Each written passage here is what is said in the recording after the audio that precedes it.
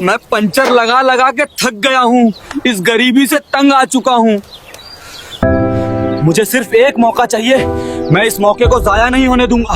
अमीर बनूंगा, ऐश करूंगा।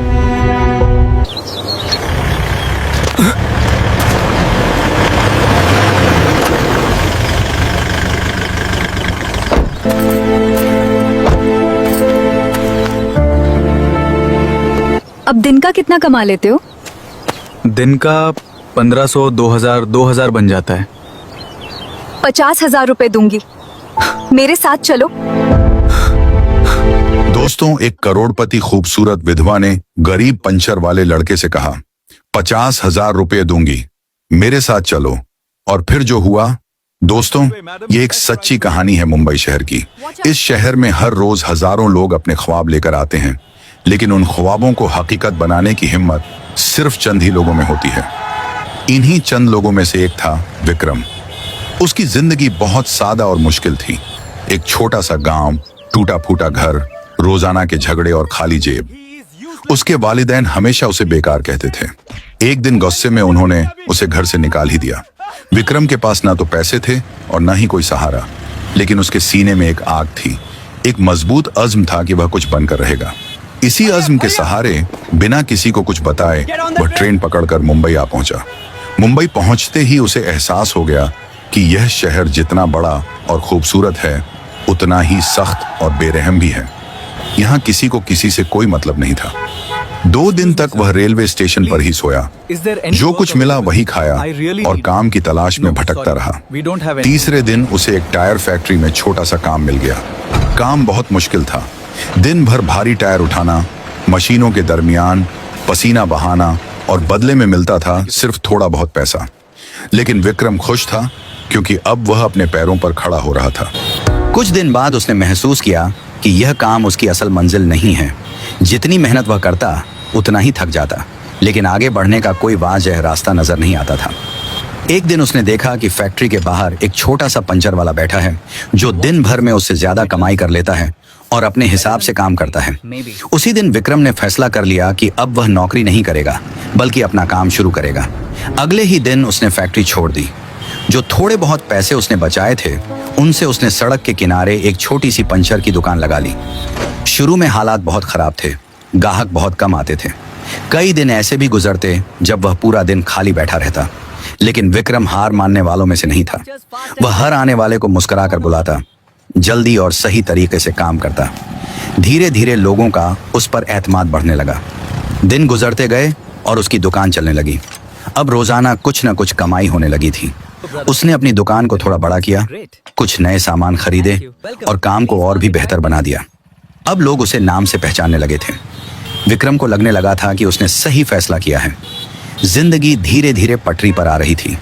फिर एक दिन दोपहर के वक्त, जब सूरज तेज चमक रहा था और सड़क पर ट्रैफिक बहुत ज्यादा था, एक काले रंग की महंगी कार उसकी दुकान के सामने आकर रुक गई। कार का एक टायर पंचर हो चुका था। ड्राइवर जल्दी से बाहर निकला और बोला, भाई जल्दी से ठीक कर दो। विक्रम फौरन काम में लग गया। वह पूरी तवज्जो और मेहनत से टायर ठीक कर रहा था। कार के अंदर बैठी थी एक खातून, सादा मगर महंगी साड़ी में, चेहरा खूबसूरत और आंखों में एक खास गहराई। वह थी शिवानी शर्मा। कुछ देर बाद वह कार से बाहर निकली और आहिस्ता आहिस्ता चलते हुए विक्रम के पास आकर खड़ी हो गई। वह खामोशी से उसे काम करते देख रही थी। विक्रम अपने काम में इतना डूबा हुआ था कि उसे एहसास ही नहीं हुआ कि कोई उसे देख रहा है। जब काम मुकम्मल हो गया तो ड्राइवर ने पैसे अदा किए और कार में बैठने लगा, लेकिन शिवानी शर्मा वहीं खड़ी रही। उन्होंने पहली बार विक्रम से बात की और नरम आवाज में पूछा, तुम रोज कितना कमा लेते हो? विक्रम ने हल्की सी मुस्कुराहट के साथ जवाब दिया, तो मैडम, दिन अच्छा हो तो 20,000 तक हो जाता है। उसकी आवाज में ना गुरूर था, न कोई शिकायत, सिर्फ एक सादगी थी जो दिल को छू जाती थी। शिवानी शर्मा कुछ सेकंड तक उसे गौर से देखती रही, जैसे वह कुछ सोच रही हो। फिर उन्होंने अपने पर्स से एक विजिटिंग कार्ड निकाला और उसकी तरफ बढ़ाते हुए कहा, अगर मैं तुम्हें 50,000 रुपए दूं, तो क्या तुम मेरे साथ काम करोगे? यह सुनकर विक्रम हैरान रह गया। उसने जिंदगी में पहली बार इतना बड़ा ऑफर सुना था। वह फौरन जवाब न दे सका। उसने कार्ड ले लिया और धीरे से कहा, मैं सोच के बताऊंगा। शिवानी शर्मा ने बस सर हिला दिया और वापस कार में बैठ गई। कार आहिस्ता आहिस्ता वहां से निकल गई, लेकिन विक्रम वहीं खड़ा रह गया। उसके हाथ में वह कार्ड था और दिमाग में हजारों सवाल उठ रहे थे। उस रात विक्रम को नींद नहीं आई। बार बार वही सवाल उसके जहन में घूम रहा था। क्या यह मौका सही है? क्या मुझे जाना चाहिए या अपनी दुकान ही संभालनी चाहिए? एक तरफ उसकी मेहनत से बनी छोटी सी दुनिया थी जहां वह खुद का मालिक था, दूसरी तरफ एक बड़ा मौका जो उसकी पूरी जिंदगी बदल सकता था। वह पूरी रात सोचता रहा। सुबह होते ही उसने फैसला कर लिया। उसने अपनी दुकान बंद की, कार्ड जेब में रखा और उस पते की तरफ निकल पड़ा। कुछ देर बाद वह एक बहुत बड़े गेट के सामने खड़ा था जिस पर लिखा था चौधरी पैलेस। अंदर सिक्योरिटी गार्ड्स खड़े थे। बाहर खड़ा विक्रम अपनी नई जिंदगी की शुरुआत करने ही वाला था। जैसे ही उसने गेट के अंदर कदम रखा, उसे बिल्कुल अंदाजा नहीं था कि उसकी जिंदगी अब पूरी तरह बदलने वाली है। गेट के अंदर कदम रखते ही विक्रम ने चारों तरफ नजर दौड़ाई। सामने एक विशाल हवेली थी, साफ सुथरा बाग, खूबसूरत फव्वारे और हर तरफ काम करते नौकर चाकर। ये सब देखकर वह कुछ सेकंड के लिए वहीं रुक गया। उसने कभी इतना बड़ा घर देखा भी नहीं था। तभी एक गार्ड उसके पास आया और पूछा, किससे मिलना है? विक्रम ने हल्का सा घबराते हुए कार्ड दिखा दिया। गार्ड ने कार्ड देखा, इंटरकॉम पर फौरन बात की और गेट खोल दिया। अंदर जाओ, मैडम तुम्हारा इंतजार कर रही हैं। विक्रम आहिस्ता आहिस्ता अंदर बढ़ा। हर कदम के साथ उसका दिल तेज धड़क रहा था, लेकिन उसके चेहरे पर वही सादगी और शानदार वकार था। जैसे ही वह अंदर पहुंचा, एक नौकर उसे लेकर अंदर चला गया। कुछ ही देर में वह एक बड़े और खूबसूरत हाल में खड़ा था जहां शिवानी शर्मा सोफे पर बैठी थी। उन्होंने विक्रम को देखा और हल्की सी मुस्कुराहट अच्छा दी। फैसला किया, तुम आ गए। अच्छा फैसला किया। जी मैडम, आपने बुलाया था, काम बताइए। उसकी आवाज में अब भी वही आजजी थी। शिवानी शर्मा ने उसे बैठने का इशारा किया, लेकिन विक्रम खड़ा ही रहा। उन्होंने सीधे मौजू पर आते हुए कहा, मुझे घर संभालने के लिए एक भरोसेमंद इंसान चाहिए। छोटे छोटे काम, कुछ बाहर के काम और सबसे बढ़कर बाय पूरी ईमानदारी। क्या तुम ये सब कर पाओगे? विक्रम ने बिना सोचे कहा, जी मैडम, पूरी मेहनत से करूंगा। शिवानी शर्मा ने सर हिला दिया और नौकर को बुलाया। इसे रहने की जगह दिखा दो। आज से ये यही काम करेगा। विक्रम को फौरन एक कमरा दे दिया गया। वह कमरा उसकी जिंदगी का पहला ऐसा कमरा था जो इतना साफ, इतना आरामदेह और इतना खूबसूरत था। साफ बिस्तर, अलमारी, पंखा, सब कुछ बिल्कुल ठीक ठाक था। विक्रम ने एक पल के लिए आंखें बंद की और सोचा, शायद मैंने सही फैसला लिया है। लेकिन कहानी इतनी आसान नहीं थी। जैसे ही वह बाहर निकला, सामने एक लड़का खड़ा था। उम्र लगभग 25 साल, चेहरे पर गुस्सा और आंखों में सवाल। वह था अरशान शर्मा, शिवानी शर्मा का बेटा। उसने विक्रम को ऊपर से नीचे तक देखा और ठंडी आवाज में पूछा, नया नौकर है? विक्रम ने शांत रहते हुए कहा, जी। अरशान ने हंसते हुए कहा, यहां टिक पाना आसान नहीं है, समझे? इतना कहकर वह वहां से चला गया। विक्रम ने कुछ नहीं कहा, बस चुपचाप अपने काम में लग गया। उसने पूरे घर को समझना शुरू किया। कौन क्या करता है, किस चीज की जरूरत है और कैसे सब कुछ सही तरीके से चलाया जा सकता है। वह बिना किसी को परेशान किए हर काम सही वक्त पर करने लगा। धीरे धीरे नौकर भी उससे खुश रहने लगे, क्योंकि वह किसी पर हुक्म नहीं चलाता था, बल्कि खुद काम में हाथ बंटाता था। कुछ दिन बाद एक और शख्स उससे टकराया, राजेश शर्मा। वह घर का मालिक जैसा बर्ताव करता था, लेकिन उसकी नजरों में चालाकी साफ दिखाई देती थी। उसने विक्रम को देखते ही कहा, ज्यादा मेहनत दिखाने की जरूरत नहीं है। यहाँ जितना कहा जाए उतना ही करना। विक्रम ने सिर्फ जी कहा और आगे बढ़ गया। उसने समझ लिया था कि इस घर में हर इंसान अलग सोच के साथ चलता है। दिन गुजरते गए और विक्रम ने धीरे धीरे अपना असर दिखाना शुरू कर दिया। जहां पहले छोटे छोटे काम बिगड़ जाते थे, अब सब टाइम पर होने लगे थे। शिवानी शर्मा ने यह तब्दीली नोटिस की। एक दिन उन्होंने विक्रम को बुलाया और कहा, ऐसे ही तुम काम अच्छे से कर रहे हो, ऐसे ही करते रहो। यह सुनकर विक्रम के चेहरे पर हल्की सी मुस्कुराहट आ गई, लेकिन उसने सिर्फ इतना कहा, शुक्रिया मैडम। इसी बीच एक ऐसा वाकया पेश आया जिसने सब कुछ बदलना शुरू कर दिया। एक दिन अरशान की एक अहम फाइल गुम हो गई। वो गुस्से में पूरे घर पर चिल्ला रहा था। कोई कुछ समझ नहीं पा रहा था। तभी विक्रम ने चुपचाप वह फाइल ढूंढ निकाली। वह गलती से दूसरे कमरे में रख दी गई थी। उसने बिना किसी शोर शराबे के फाइल अरशान के सामने रख दी। आरशान कुछ सेकंड के लिए पहली बार विक्रम को ध्यान से देखने लगा और धीमे से बोला, थैंक यू। ये पहला मौका था जब उसने विक्रम से बिना गुस्से के बात की थी। विक्रम ने बस सर हिला दिया और वहां से चला गया। उस दिन के बाद चीजें धीरे धीरे बदलने लगी। इराशान का रवैया थोड़ा नरम हुआ और शिवानी शर्मा का भरोसा और भी मजबूत हो गया। विक्रम अब सिर्फ एक नौकर नहीं रहा था, वह इस घर का अहम हिस्सा बनने लगा था। लेकिन उसे अभी तक यह नहीं पता था कि आगे आने वाले दिनों में उसे सिर्फ काम ही नहीं बल्कि रिश्तों की असली परीक्षा भी देनी पड़ेगी। और उसी शाम जब शिवानी शर्मा ने उसे अपने पास बुलाया और एक नई जिम्मेदारी देने की बात की, तब कहानी ने एक नया मोड़ लेना शुरू कर दिया।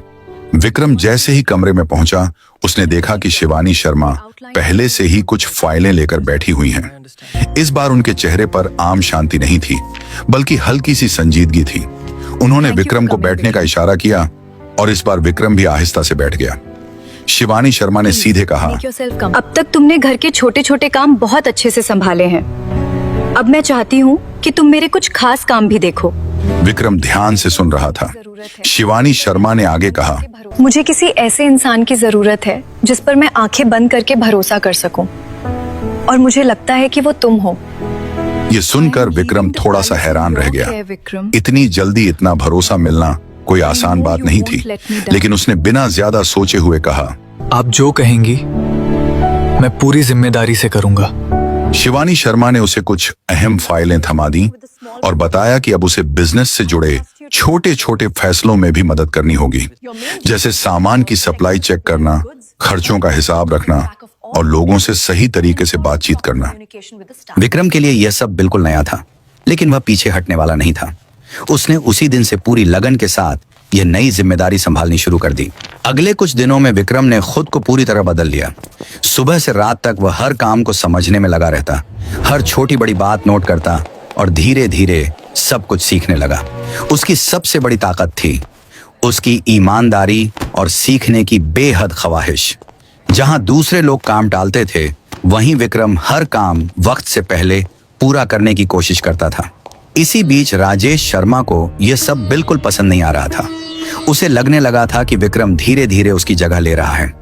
वह अक्सर विक्रम को नीचा दिखाने की कोशिश करता, छोटी छोटी गलतियों पर टोकता, लेकिन विक्रम हर बार चुप रहकर काम करता रहता। उसने ठान लिया था कि वह किसी से उलझेगा नहीं, बस अपने काम से जवाब देगा।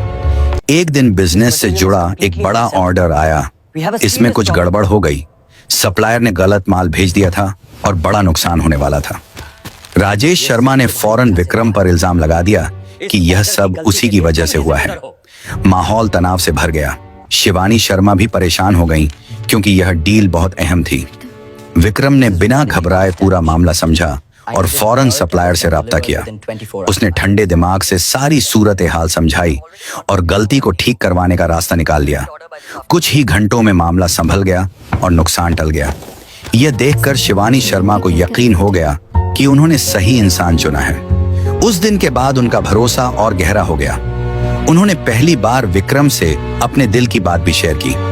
उन्होंने बताया कि पति के जाने के बाद उन्होंने अकेले ही सब कुछ संभाला है, लेकिन हर दिन एक डर के साथ जीती रही हैं कि कहीं सब कुछ टूट न जाए। विक्रम ने बिना किसी हमदर्दी के इजहार के सिर्फ एहतराम के साथ उनकी बात सुनी। उसने सिर्फ इतना कहा, आप अकेली नहीं हैं मैडम, मैं हूं ना, सब ठीक हो जाएगा। यह अल्फाज सुनकर शिवानी शर्मा कुछ लम्हों के लिए खामोश हो गईं। शायद पहली बार किसी ने उन्हें कमजोर समझकर नहीं बल्कि मजबूत मानकर साथ देने की बात की थी। उसी वक्त से दोनों के दरमियान एक अलग तरह का भरोसा बनने लगा, जो सिर्फ काम तक महदूद नहीं था। दूसरी तरफ आरशान शर्मा भी अब विक्रम को अलग नजर से देखने लगा था। एक दिन उसने खुद विक्रम को बुलाया और कहा, तुम अलग हो, बाकी लोगों जैसे नहीं हो। ये छोटी सी बात थी, लेकिन विक्रम के लिए बहुत मायने रखती थी। उसने बस मुस्कुराकर कहा, मैं सिर्फ अपना काम करता हूं। धीरे धीरे घर का माहौल बदलने लगा।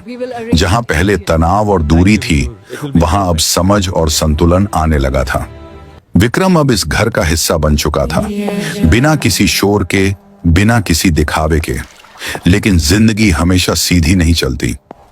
एक दिन अचानक विक्रम को कुछ ऐसे कागजात मिले जिनमें कुछ गड़बड़ साफ नजर आ रही थी। ये सीधा बिजनेस से जुड़ा मामला था और इसमें किसी की चालाकी बिल्कुल वाजह थी। विक्रम समझ गया कि यह कोई छोटी बात नहीं है। उसने फौरन शिवानी शर्मा को सब कुछ बता दिया। शिवानी शर्मा ने ध्यान से सब देखा और उनके चेहरे पर फिर वही संजीदगी लौट आई। अब बात सिर्फ काम की नहीं थी, भरोसे की भी थी। दोनों ने मिलकर फैसला किया कि इस सच्चाई को सामने लाना जरूरी है।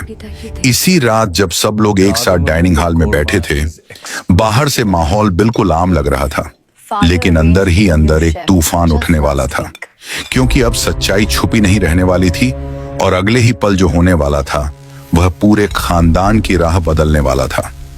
शिवानी शर्मा ने अचानक खाना छोड़ दिया और सीधा राजेश शर्मा की तरफ देखा।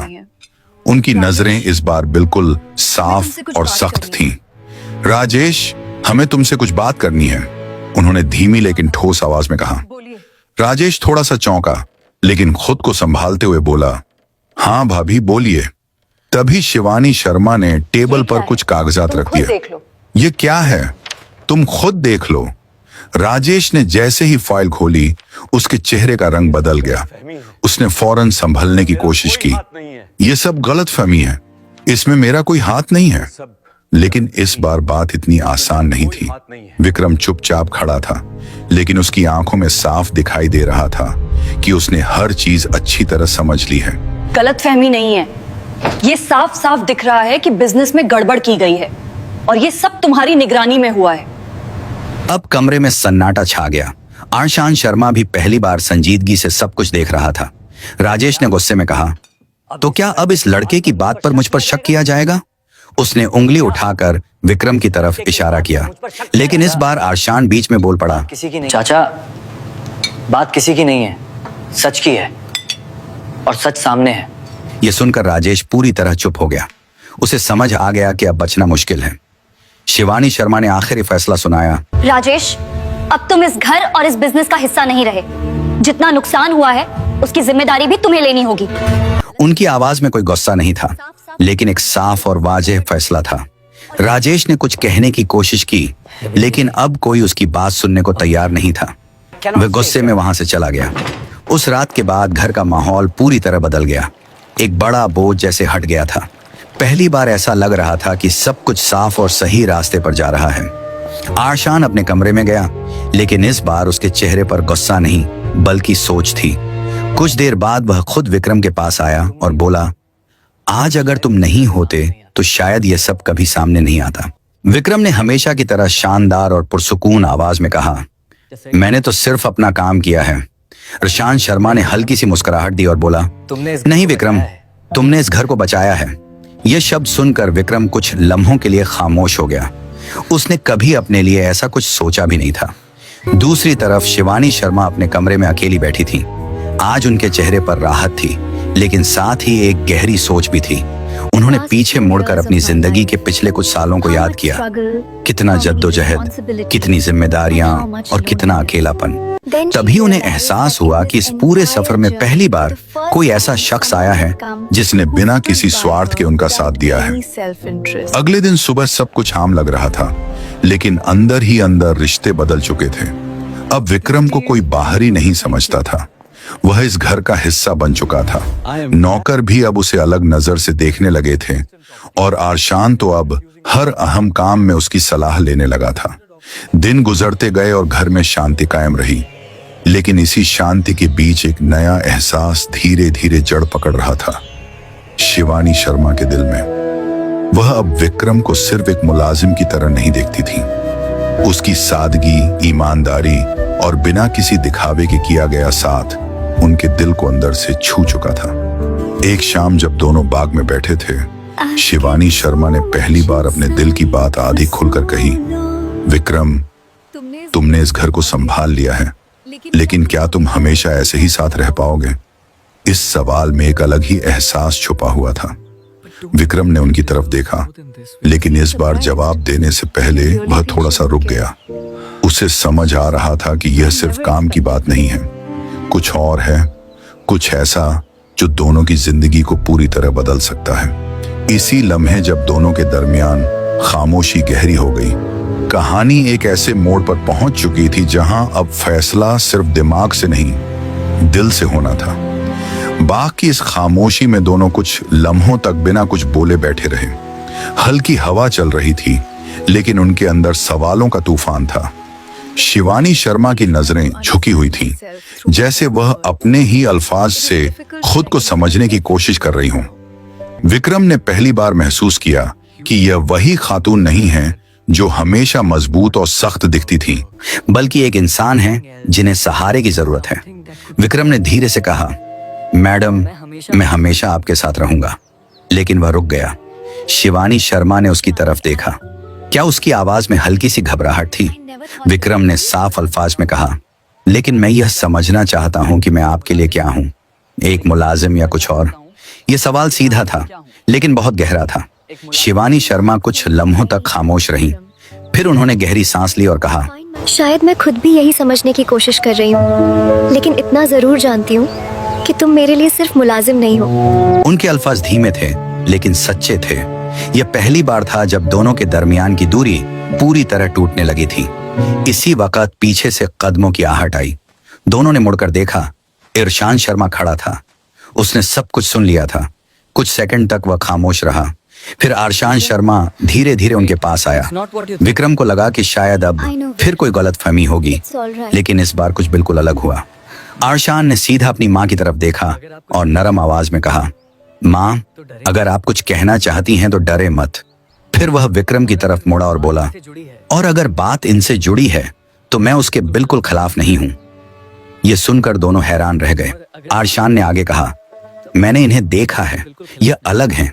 मैंने इन्हें देखा है, ये अलग है। इन्होंने कभी इस घर से कुछ लिया नहीं, सिर्फ दिया है। शिवानी शर्मा की आंखों में हल्की सी नमी आ गई।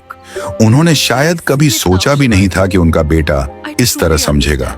विक्रम भी खामोश था, क्योंकि यह सब उसके लिए उम्मीद से कहीं ज्यादा था। अगले कुछ दिनों में सब कुछ धीरे धीरे साफ होता गया। अब किसी को किसी से कुछ छुपाने की जरूरत नहीं रही थी। घर में खुलकर बातें होने लगीं। शिवानी शर्मा और विक्रम के दरमियान का रिश्ता अब सिर्फ भरोसे तक महदूद नहीं रहा था, उसमें अपनापन आ चुका था। आरशान भी अब दोनों के साथ बिल्कुल सहज था और हर फैसले में उनका साथ देता था। एक दिन आरशान ने खुद पहल करते हुए कहा, माँ, आपने हमेशा दूसरों के लिए जिया है, अब अपने लिए भी जी लीजिए। इस एक बात ने सब कुछ तय कर दिया। शिवानी शर्मा ने विक्रम की तरफ देखा और इस बार उनके चेहरे पर कोई सवाल नहीं था, सिर्फ एक साफ और वाज़ेह फैसला था। कुछ ही दिनों बाद सादगी से लेकिन पूरे एहतराम के साथ घर में एक छोटा सा समारोह रखा गया। वही घर जो कभी तनाव और दूरी से भरा हुआ था, आज खुशी और अपनापन से भर गया था। शिवानी शर्मा और विक्रम ने एक नई शुरुआत की, बिना किसी दिखावे के, लेकिन सच्चे दिल से। शादी के बाद भी विक्रम वैसा ही रहा, सादा, मेहनती और ईमानदार। फर्क सिर्फ इतना था कि अब वह अकेला नहीं था, उसके साथ एक पूरा खानदान था, एक जिम्मेदारी थी और एक ऐसा रिश्ता था जो भरोसे पर बना था। आरशान ने भी अपने जीवन को नई राह दी। अब वह अपने काम पर तवज्जो देने लगा था और अपनी माँ के साथ मिलकर बिजनेस को आगे बढ़ाने लगा था। घर में हंसी लौट आई थी और हर दिन एक नई शुरुआत जैसा लगता था। वक्त गुजरता गया, लेकिन एक बात कभी नहीं बदली, विक्रम की सोच। वह आज भी वही सादा लड़का था जिसने सड़क के किनारे पंचर की दुकान लगाकर अपनी जिंदगी की शुरुआत की थी। बस अब उसके पास एक बड़ा घर, एक प्यारा खानदान और एक नई पहचान थी। और इस तरह एक आम लड़के की मेहनत, सच्चाई और सही फैसलों ने उसकी जिंदगी को उस मुकाम तक पहुंचा दिया जहां उसने कभी सोचा भी नहीं था। क्योंकि असली बदलाव तब आता है जब इंसान मौके को पहचान कर उसे पूरी ईमानदारी से अपना लेता है। दोस्तों, इस कहानी से हमें यह सबक मिलता है, जिंदगी में मौके सबको मिलते हैं, उन्हें पहचानना और सही फैसला लेना बहुत जरूरी है। छोटा काम कभी छोटा नहीं होता अगर सोच बड़ी हो। ईमानदारी, मेहनत और सही व्यवहार इंसान को वहां पहुंचा देते हैं जहां उसने कभी सपना भी नहीं देखा होता। रिश्ते पैसे या ताकत से नहीं, भरोसे और सम्मान से बनते हैं। जब कोई दिल से साथ देता है, जिंदगी खुद आगे बढ़ाने लगती है। अगर आप विक्रम की जगह होते, क्या इतना बड़ा जोखिम लेते? क्या आप किसी अनजान मौके पर भरोसा करते या डर कर रुक जाते? कमेंट में बताइए आप किस शहर से हैं और इस कहानी ने आपको क्या सोचने पर मजबूर किया।